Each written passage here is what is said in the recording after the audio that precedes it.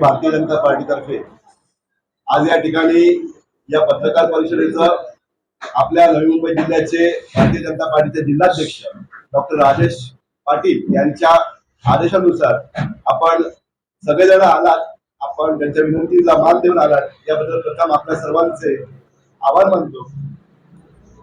नवी मुंबई भारतीय जनता पार्टीच्या वरिष्ठांच्या झालेल्या बैठकीमध्ये या महानगरपालिकेच्या निवडणुकीमध्ये भारतीय जनता पक्षाला आज मीडियाने जो सपोर्ट केलाय त्याबद्दल सर्वप्रथम नवी मुंबई भारतीय जनता पक्षातर्फे आणि या सर्व कार्यकर्ते आणि पदाधिकाऱ्यांतर्फे आपले आभार मानतो।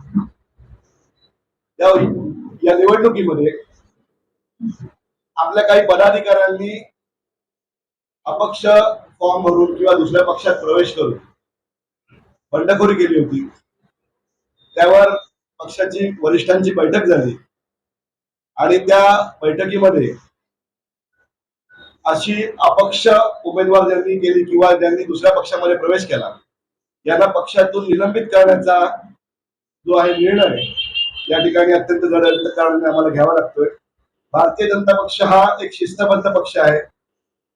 या पक्षामध्ये पक्षाची जी ध्येयधोरणं आहेत, पक्षाचे जे उद्दिष्ट आहेत त्याच्या विरुद्ध काम करणाऱ्यांवरती शिस्तभंगाची कारवाई ही करावीच लागते। ही आपल्याला त्यांची बंडखोर उमेदवारांची आणि ज्यांनी दुसऱ्या पक्षात प्रवेश केलाय अशांची मी यादी आपल्याला वाचून दाखवतो।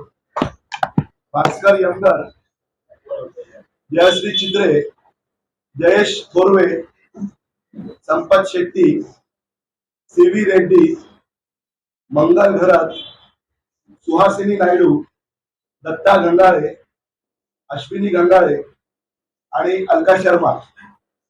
आणि याच्या व्यतिरिक्त काही कार्यकर्ते जे आहेत त्यांची मी इथे नावं दिलेली नाहीत, पण त्यांच्यावरती अनुशासन समितीसमोर त्यांना बोलवलं जाईल आणि त्याच्यावरती निर्णय निवडणुकीच्या नंतर घेतला जाईल।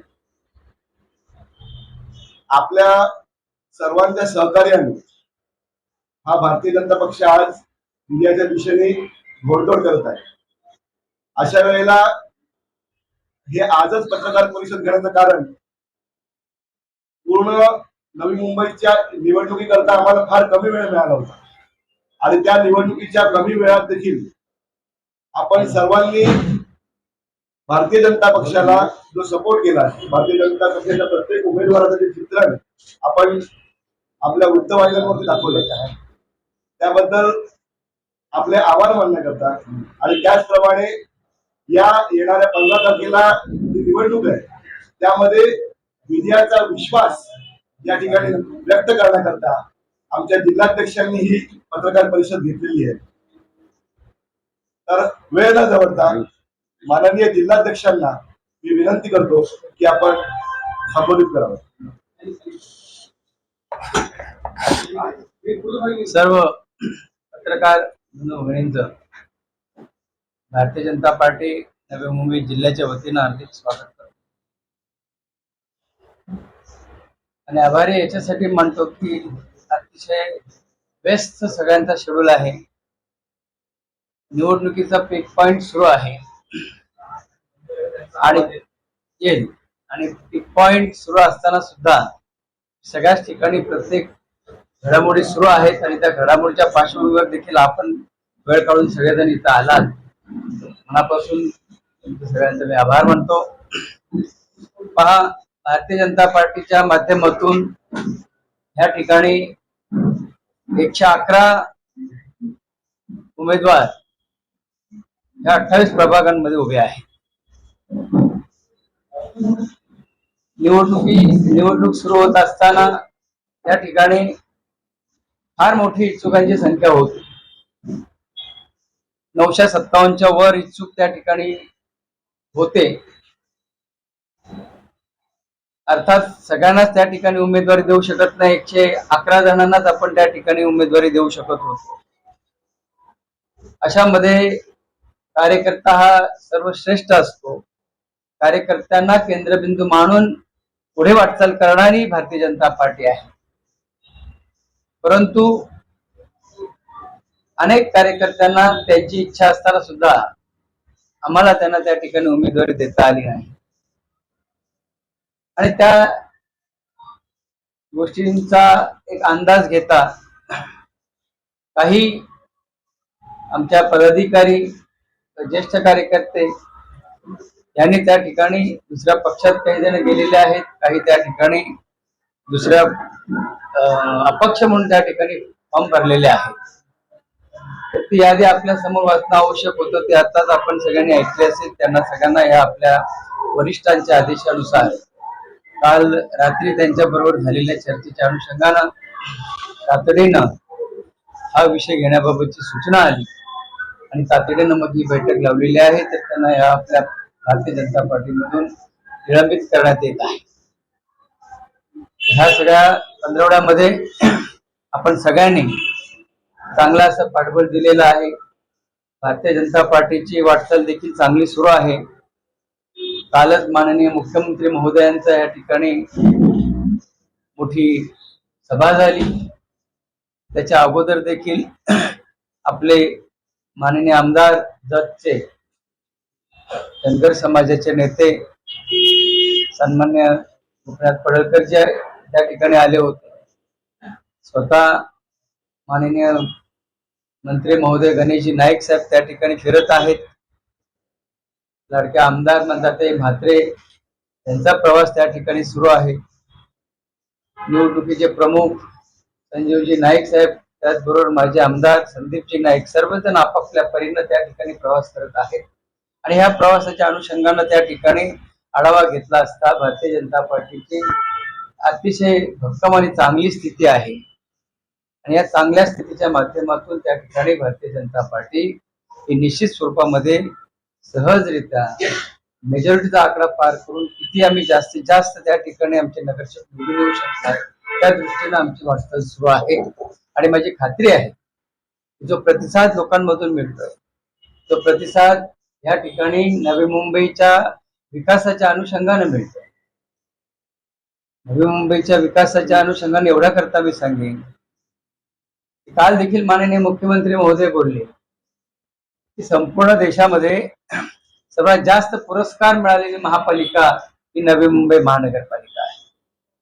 आणि नवी मुंबई महानगरपालिका ज्या पद्धतीनं काम करते त्यांच्यावर आपले सन्मान्य सर्व नगरसेवक गेल्या 95 पासून अनेक नगरसेवक आपले काम करत आहेत. स्वतः सन्मान्य गणेशजी नाईक साहेब त्या ठिकाणी काम करत आहेत. सन्मान्य आपले आमदार म्हणतात ते म्हात्रे काम करत आहेत. आणि मग ह्याच अनुषंगाने त्या ठिकाणी स्वच्छता असेल, पाणी असेल, जे त्या ठिकाणी हॉस्पिटल पासून इन्फ्रास्ट्रक्चरची जी व्यवस्था त्या ठिकाणी हवी आहे त्या व्यवस्थेसह जो विकास एक आपल्या इथल्या रहिवाशांना, नागरिकांना केंद्रबिंदू मानून त्या ठिकाणी केला गेलेला आहे त्याचीच परिणिती म्हणून या ठिकाणी लोकांचा पाठबळ त्या आमच्या उमेदवारांना त्या ठिकाणी मिळत आहे.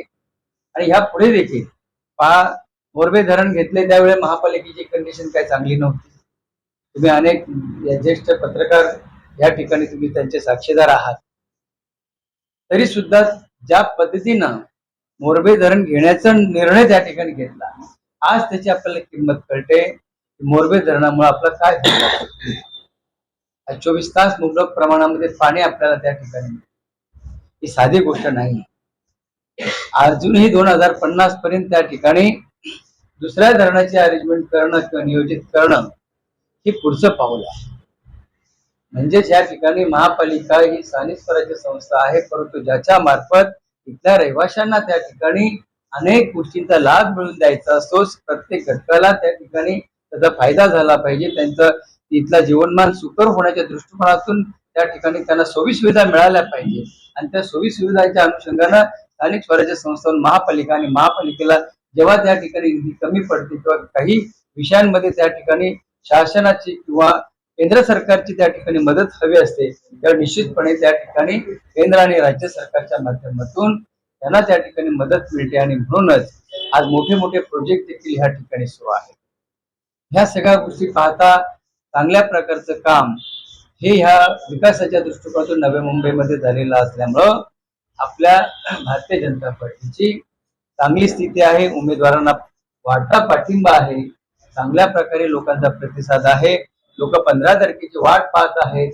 15 तारखेला आपण त्या ठिकाणी बाहेर पडणार आणि प्रत्येक प्रभागातले चारही त्या ठिकाणी कमळ त्या निशाणी समोरील बटन दाबून मोठ्या संख्येनं भारतीय जनता पार्टीचे नगरसेवक त्या ठिकाणी निवडून देतील असं माझा विश्वास.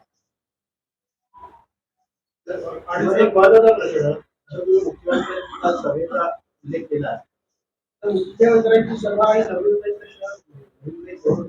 असताना मध्यवर्ती आणि होतं थोडं गरजेचं होतं आयोजित झाली. याचा अर्थ म्हणजे मनमंत्र्यांचाच मतदारसंघ कमकुवत आहे म्हणून त्या भीती थोडीशी घेतली नाही का कोपऱ्यात? पहा, असं तुम्हाला वाटत असेल, पण तुम्ही पत्रकार मंडळी आहात, जाणकार आहात.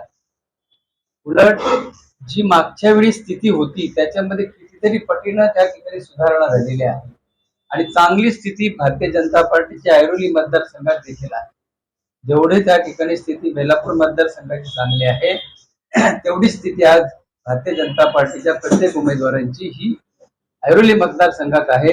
आणि सेंट्रलाइज वगैरे असं काही नाही, त्या पद्धतीचं आम्हाला ग्राउंड हवं. आणि शिडकोकडे आम्ही जेव्हा पाठपुरावा केला त्यावेळेला तातडीनं आम्हाला त्याच मैदानाची परवानगी मिळेल, कारण आम्हाला त्या ठिकाणी काही लाख रुपये ते भरायचे होते. परंतु ते काही लाख भरताना ज्या मैदानामधून तातडीनं आम्हाला व्यवस्था केली तो मैदान आम्ही त्या ठिकाणी पहिला स्वीकारला, कारण माननीय मुख्यमंत्री महोदयांचा शेड्यूल हा त्या ठिकाणी काय महिना अगोदर ठरलेला नव्हता. हा लास्ट मोमेंटवर त्या ठिकाणी ठरला आणि त्या लास्ट मोमेंटवर आम्हाला कुठलं मैदान अवेलेबल होईल जो माननीय मुख्यमंत्री महोदयांच्या त्या लेवलचा असेल आणि तोच मैदान आम्हाला त्या ठिकाणी चांगल्या प्रकारे मिळाला. आणि म्हणून त्या ठिकाणी ती सभा झाली. सभा ही नव्या मुंबईसाठी होती, कमकुवत वगैरे असं काही नाही. उलट आमची स्थिती अतिशय चांगली ऐरोलीमध्ये आहे. पटेल साहब, जो अभी लिस्ट पढ़ के सुनाई गई कि जो लोगों ने पार्टी के खिलाफ बगावत करके अपक्ष चुनाव लड़ा या तो दूसरी पार्टियों में जाकर चुनाव लड़ा, बीजेपी का एक बहुत क्लियर धोरण है और बहुत क्लियर पॉलिसी है घराणेशाही के खिलाफ. लेकिन इस चुनाव में खुले तौर पर बीजेपी ने अपनी ही नीति, अपने ही निर्णयों को, अपने ही गाइडलाइंस को दरकिनार करते हुए एक एक घर में तीन दो लोगों को टिकट दिया, जबकि लंबे समय से जो काम कर रहे थे पार्टी के निष्ठावान पदाधिकारी थे उन लोगों को दरकिनार किया गया. और जो लिस्ट पढ़ी गई उसमें एक नाम संभवतः शायद नहीं जिक्र हुआ, उसके पीछे क्या कारण आप बताएंगे? भानुलाल आमले भी लंबे समय से पदाधिकारी थे लेकिन आपकी लिस्ट में आपने नाम शायद नहीं पढ़ा. अच्छा, तो इतने सारे जितने भी ये कार्यकर्ता दिख रहे हैं जिनके खिलाफ कार्रवाई हुई है, ऐरोली विधानसभा क्षेत्र से एक भी कार्यकर्ता का नाम नहीं दिख रहा है जो पक्ष के खिलाफ बगावत करके चुनाव लड़ा. वजह क्या है कि बीजेपी ने इस चुनाव में पूरे सारे गाइडलाइंस और उसको दरकिनार करते हुए इस तरह से टिकट बांटा जिससे उपेक्षा हुई, जिससे नाराजगी हुई. देखिए, याच्यापुढे तुम्ही भाजपा ध्येय धोरणांवर करणारा पक्ष असं काय सांगत राहणार? पहा, भाजपा ध्येय धोरणांच्या माध्यमातूनच पुढे जाणारा पक्ष आहे. नवी मुंबई महापालिका नाही तर या राज्यातल्या ज्या महापालिकांची निवडणूक आहे त्या निवडणुकांमध्ये ही लोकल स्थानिक स्वराज्य संस्थेची निवडणूक आहे. स्थानिक स्वराज्य संस्थेच्या ह्या निवडणुकीमध्ये त्या ठिकाणी जे निवडून येण्याचा क्रायटेरिया त्या ठिकाणी पाहिला गेलेला आहे. काही सर्वेक्षण त्या ठिकाणी पक्षाच्या वतीने घेतलेली होती आणि ती सर्वेक्षण आणि त्या माध्यमातून त्या ठिकाणी जिंकून येण्याची क्षमता अशासाठी त्या ठिकाणी संपूर्ण ह्या राज्यामध्ये एक नियम त्या ठिकाणी शिथिल करण्यात आला तात्पुरत्या या लोकल पातळीवरच्या इलेक्शनसाठी. जर निवडून येण्याची क्षमता असेल तर त्यांना तिकीट दिलं पाहिजे आणि हाच क्रायटेरिया त्या ठिकाणी लावलेला आहे. ध्येय धोरण वगैरे असं काही नाही. निवडणुका या होतात, लोकल पातळीवरच्या निवडणुका आहेत, त्या ठिकाणी छोट्या छोट्या गोष्टींमध्ये प्राबल्य त्या ठिकाणी असतं आणि ते प्राबल्य त्या ठिकाणी आपल्याला काही वेळेला नाकारता येत नाही. आणि म्हणून माझी तुम्हाला त्या ठिकाणी विनंती एवढीच आहे की कोणावर अन्याय वगैरे असं काही नाही. त्या मी मगाशी सांगितल्याप्रमाणे 111 आपल्याला तिकीट द्यायची होती आणि आपल्याकडं त्या ठिकाणी 957 उमेदवार इच्छुक होते. अर्थात अनेकांवर त्या अन्याय झाले. आम्हालाही त्याचं दुःख वाटतं, कारण मी एक जिल्हाध्यक्ष आहे, माझ्या बरोबरीनं सगळेजण काम करत होते. हे काम करताना त्या ठिकाणी त्यांना सगळ्यांना तिकीट द्यायला पाहिजे. असं माझं देखील हट्ट होता. मी देखील त्या ठिकाणी आमचे प्रदेश अध्यक्ष रवींद्र चव्हाण साहेब असतील त्यांच्याशी देखील हे बोललो होतो. परंतु त्या ठिकाणी जे निर्णय पक्षाच्या वतीने आलेले आहेत ते मानलेच पाहिजेत आणि त्यानुसारच त्या ठिकाणी भारतीय जनता पार्टीचे उमेदवार ठरलेले आहेत. लोकल पातळीवर त्या ठिकाणी आपले काही उमेदवार ठरलेले नाही. एक महत्वाचा मुद्दा आहे की आपण आता म्हणाल जो निर्णय पक्षाने घेतलेला आहे, भाजपने जो निर्णय घेतला त्यामध्ये दुजाभाव झालेला नाहीये. तो एकाच एक नाही, दुसरा नाही. कारण ज्या पद्धतीने तुम्ही निवडणुकीच्या मतदानाच्या आदल्या दिवशी तुमचे महापालिकेच्या निर्णयाची जरी बंडखोरी केली त्यांच्या बाबतीत तात्काळ आपण निर्णय घेताना त्यांची तुम्ही निलंबनाची कारवाई केली, त्यांना पुढे पक्षातही घेणार नाही. पण विधानसभेला अशाच पद्धतीने संदीप नायकांनी देखील भाजपसमोर मंदामात्यासमोर उमेदवारी लढली गेली, त्यांनी बंडखोरी केली, त्यांच्या बाबतीत कोणताही निर्णय घेतला नाही. उलट त्याला पक्षामध्ये पूर्ण समावेश करून घेतलेला.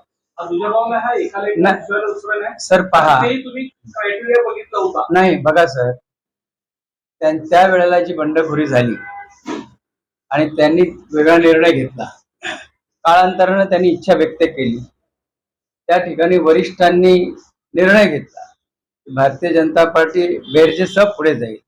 जर भविष्य काळामध्ये हे काम करत असताना अनेक इतर पक्षांची लोक देखील आमच्याकडे इच्छुक म्हणून काम करतात किंवा येऊ इच्छित आहेत किंवा त्यांची देखील इच्छा असते भारतीय जनता पार्टीमध्ये काम करण्याची, तर भारतीय जनता पार्टी वजाबाकी करत नाही सर. आम्ही त्या ठिकाणी बेरीज करतो.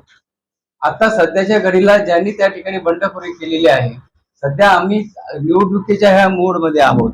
आम्हाला त्यांच्यावर कारवाई करणं अपेक्षित आहे. भविष्य काळामध्ये काय होईल हे मी सांगू शकत नाही, परंतु वरिष्ठांच्या ज्या ज्या घडामोडी नव्या मुंबईच्या आहेत त्या वरिष्ठ पातळीवर आम्ही त्या ठिकाणी सांगू आणि वरिष्ठ पातळीवरून भविष्यात जे निर्णय त्या ठिकाणी येतील त्या निर्णयानुसार आम्ही भारतीय जनता पार्टीचे काम करू. प्रश्न आपल्याला कळलं नसेल, मी काय म्हटलं की तुम्हाला त्यावेळी निर्णय घेतला नाही. संदीप नायकांनी तुमच्याकडे इच्छा व्यक्त केली, सामान्याने इच्छा व्यक्त केली. निवडणुकीच्या मतदानाच्या आदल्या दिवशी तर तुमच्याकडे इच्छा व्यक्त केली नव्हती. ह्या उमेदवारांनी तुम्ही निवडणुकीच्या आदल्या दिवशी त्यांना निलंबित करताय आणि संदीप नायकाला 6 महिन्यानंतर सुद्धा तुम्ही निलंबित करत नाही. हा सर्वसामान्य मूळ कार्यकर्त्याला जो भाजपचा आहे त्यांना त्याच्यावर तात्काळ कारवाई आणि संदीप नायकांवरती नाही अजून पहा, हा दुजाभाव भाजपा कदाचित तुम्हाला कल्पना नसेल, निलंबित केलेलं होतं आणि त्यांना अनुशासन कमिटीने देखील त्या ठिकाणी बोलवलेलं होतं. भारतीय जनता पार्टीची एक अनुशासन कमिटी असते, त्या कमिटीमध्ये अनेकांनी ज्या विधानसभेला बंडखोरी संपूर्ण महाराष्ट्रात केली होती त्यांना त्या ठिकाणी अनुशासन कमिटीमध्ये बोलवलं गेलं होतं, त्यांचं म्हणणं ऐकलं होतं. त्या म्हणण्यानुसार वरिष्ठ पातळीवर निर्णय त्या ठिकाणी झालेला आहे. ती यादी प्रसिद्ध आपल्या याच्यावर सुद्धा आहे, भारतीय जनता पार्टीच्या आपल्या वेबसाईटवर. पण अनुशासन कमिटी भारतीय जनता पार्टीची ह्या बाबतीची सर्वोच्च कमिटी आहे की ज्याच्यामध्ये प्रदेश अध्यक्षांपासून तर दिल्लीचे प्रतिनिधी देखील त्याच्यामध्ये असतात, सहसंघटन मंत्री वगैरे. आणि त्या माध्यमातून यांना देखील तशाच अनुशासन कमिटीच्या माध्यमातून चर्चा झाली होती आणि चर्चेच्या नंतर निर्णय कधी, तो निर्णय त्या ठिकाणी वरिष्ठ पातळीवरून कदाचित उशिरा केला असेल निर्णय त्या ठिकाणी, परंतु अनेक भारतीय जनता पार्टीच्या अनेकांनी जे बंडखोरी केली त्यांचे निर्णय हे टप्प्याटप्प्यानं आपल्या महाराष्ट्र राज्यामध्ये कोकणापासून तर उत्तर महाराष्ट्र आणि इतर ठिकाणी घेतलेले आहेत.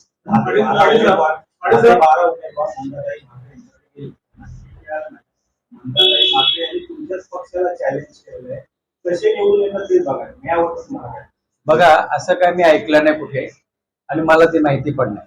इच्छुक होते ना, त्यांच्या आमदार आहेत, त्या आमच्या नेत्या आहेत, त्यांच्याकडे जाणारच. कार्यकर्त्यांची अपेक्षा इथे आहे, त्यांच्याकडे जातील. अनेक आमच्या नेते आहेत, माननीय मंत्री महोदय आहेत, माननीय आमचे संजीव विजय नाईक साहेब आहेत, आमदार म्हणतात ते मात्र प्रत्येकाकडे प्रत्येक कार्यकर्ता माझा नेता म्हणून अपेक्षा बाळगत असतो. त्या अपेक्षा ब्रिजवरती, वाशीच्या ब्रिजवरती हुकुमशाही संपवणार, हुकुमशाही संपवणार असं एक दिल्याने भ्रष्टाचार मुक्त दाखवा. 10 ते 12 वर्ष तुमच्याकडे. आता काय सांगायचं काय नाही, असं बघा, हुकुमशाही संपवणार त्याचा अर्थ मी कसा लावू शकतो? फक्त या ठिकाणी भ्रष्टाचार मुक्त कारभार हा आहे म्हणूनच तर विकास झालेला आहे. उलट या 10 वर्षांमधला काय त्या ठिकाणी आहे आणि काय नाही याचा उलट लेखाजोगातून जनतेसमोर आले कुठे? याच्यावर चर्चा झाली कुठे? याच्यावर त्या ठिकाणी नगरसेवक निवडून येऊ द्या, महापालिकेमध्ये त्यांना जाऊ द्या, आणि या 10 वर्षाचा रेकॉर्ड त्या ठिकाणी पुढे येऊ द्या, त्याचं त्या ठिकाणी स्पेशल ऑडिट वगैरे ह्या सगळ्या गोष्टी होऊ द्या, मग कळेल की विकास झालेला आहे की विकास नाही, की भ्रष्टाचार झालेला आहे की भ्रष्टाचार नाही. त्याच्यामुळे आताच ह्या गोष्टी आपण नाही सांगू शकत. मला असं वाटतं कैंडिडेट जो आपने लिस्ट अभी जाहिर की है कि यूं बगावत करके उनका सस्पेंशन किया गया भारतीय जनता पार्टी से, सत्ता गंगाले हो, पांडुरंग आमले हो या सीधी रेड्डी, इस वक्त बीजेपी कैंडिडेट्स के लिए एक बड़ा चैलेंज बने हुआ है. अगर ये निलंबन करना था तो 3 या 4 तारीख को कर देना चाहिए था. इसमें देरी का कारण क्या है कि आज निलंबन हो रहा है जबकि चुनाव का मतदान की तारीख कल है. देखिए, ये हम लोग ने सब लिस्ट की, ये लिस्ट हम लोग ने वहां पे भेजी थी और उन्होंने हम लोगों को कल रात को ग्रीन सिग्नल दिया कि आप प्रेस कॉन्फ्रेंस तुरंत लो. आपको रात को ही मैसेज आया होगा, और नहीं तो मैं 4 दिन क्या, मैं 8 दिन पहले भी ले सकता था. मेरे को कुछ तकलीफ नहीं थी क्योंकि बंद हो रहा है, वो है, इसमें छुपाने की बात ही नहीं है. लेकिन भारतीय जनता पार्टी में कुछ एक सिस्टम है, वो सिस्टम फॉलो करने पड़ते हैं. वो सिस्टम में फॉलो करके आपके पास यहाँ पे अभी प्रेस कॉन्फ्रेंस में उनके नाम अनाउंसमेंट कर रहा हूँ. चैलेंज है क्या? ऐसे कैंडिडेट से चैलेंज है क्या? चैलेंज है क्या? चैलेंज कर रहे हैं क्या ऐसे कैंडिडेट्स बीजेपी के लिए कैंडिडेट्स? नहीं, चैलेंज क्यों चाहे. देखिए, हर कोई जब चुनाव लड़ता है, वो कैंडिडेट इंडिपेंडेंट हो या किसी पार्टी का हो, हर किसी को लगता है कि मैं चुन के आना चाहिए. वो चुन के आने के लिए वो हर तरीका अपनाता है और वो चुनाव लड़ने का प्रयास करता है. इसीलिए ऐसा चैलेंज वगैरह नहीं. चैलेंज हर कैंडिडेट का है. हर कैंडिडेट को अपना अपना चैलेंज एक्सेप्ट करके आगे जाना है. नवी मुंबईमध्ये मला असं वाटतं 10 ते 12 वर्षामध्ये तुम्ही विकास केला. मग महिलांच्या समस्या असू दे, सायबर सिक्युरिटीच्या समस्या असू दे, अनधिकृत बांधकाम असू दे, अनधिकृत बार असू दे, एअर बार असू दे, हे मोठ्या प्रमाणात वाढले. यावरती तुम्ही काय करणार? पहा, आता नवी मुंबई महानगरपालिकेचं त्या ठिकाणी आपल्या ह्या 10 वर्षाचा लेखाजोगा आपण इथल्या इथं काही मांडू शकणार नाही. मी मगाशी सांगितल्याप्रमाणे ज्या ज्या गोष्टी तुम्हाला त्या ठिकाणी अशा वाटतात, या ठिकाणी बिअर बार आणि हा विषय आम्ही त्याचे पत्रव्यवहार केलेले आहेत. आम्ही पोलीस कमिशनरच्याकडे आम्ही पत्र दिलेले आहेत. त्या स्थानिक पातळीवर हा विषय त्या ठिकाणी होत आहे. आता ह्या गोष्टी ज्या पद्धतीनं काही नियमानुसार दिलेल्या आहेत की नाही, ह्याच्यासाठी जी चर्चा ही त्या प्रशासनाबरोबर आमची सुरू आहे. आम्ही कलेक्टर सोबत देखील बसलेलो आहोत. आम्ही आपले माननीय आयुक्त यांच्यासोबत देखील चर्चा केलेली आहे. निश्चितपणे लगेच गेला आणि ताबडतोब एखाद्या गोष्टीवर कारवाई झाली असं होत नाही. काही निर्णय त्या ठिकाणी टप्प्याटप्प्यानं होतील, परंतु माझी खात्री आहे ज्या गोष्टी तुमच्या मनात आहेत, अनधिकृत बांधकाम वगैरे काही, हे विषय एवढे सोपे नाही आहेत. त्याला फार मोठा इतिहास आहे. इथल्या प्रकल्पग्रस्तांचा इतिहास आहे, इथल्या बिगर प्रकल्पग्रस्तांचा देखील इतिहास आहे. आणि ह्याचं शासन निर्णय बरेचसे येतात आणि पुन्हा थांबतात. काही अर्धे आहेत, काही पूर्ण आहेत. त्याच्यामुळे आपण ह्या सगळ्या गोष्टी एकाच मापामध्ये मोजू शकत नाही.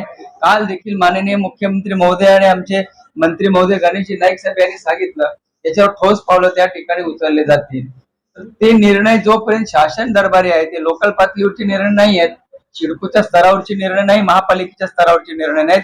निर्णय हे शासन स्तरावरचे आहेत. शासन स्तरावरच्या निर्णयाला या ठिकाणी संपूर्ण राज्याचा विचार करून निर्णय दिले जातात. थोडं वाट बघावी लागेल. जसं तुम्ही मगाशी म्हणाला की आम्ही सर्वे केल्यानंतर वेळेनुसार आम्ही उमेदवारी दिलेली, परंतु इथे घराण्याशाही दिसते आपल्या कुटुंबाला हो, यांचं असं आहे का की भाजपच्या लेखनावरती, पॉलिसीवरती, आपल्या कुटुंबावरती आणि नावांवरती विश्वास असं तुमचा समज आहे. तर माझ्या घराचा विषय घेतला तर त्या ठिकाणी त्यांनी ऑलरेडी मागची इलेक्शन लढवली होती. आणि नाही, आमच्याकडे जे सर्वे आहेत त्या सर्वेनुसार ज्यांची नावं आलेली आहेत त्यांना आम्ही तिकीट दिले आहेत. ही वरिष्ठ पातळीवरची भूमिका आम्ही त्या ठिकाणी मान्य केलेली आहे. ते पक्षाचा निर्णय आहे. पक्षाने वरिष्ठ पातळीवर स्थानिक स्वराज्य संस्थांकरता जे निर्णय त्या ठिकाणी घेतलेले आहेत, महापालिकेमध्ये जिंकून येण्याच्या क्षमता आणि सर्वेक्षण याच्या अनुषंगाने घेतलेले निर्णय पक्षानं आम्ही ते पक्षाचे निर्णय या ठिकाणी फॉलो करतोय. त्याच्यामुळे कोणाच्या घरचा आहे कोणाच्या घरचा नाही हा आमचा मुद्दा नाही. उमेदवार त्या सर्वेक्षण आणि त्या सिस्टम मधून वरिष्ठ पातळीवरून आल्यात, आम्ही ते स्वीकारून त्या ठिकाणी पुढे जातो.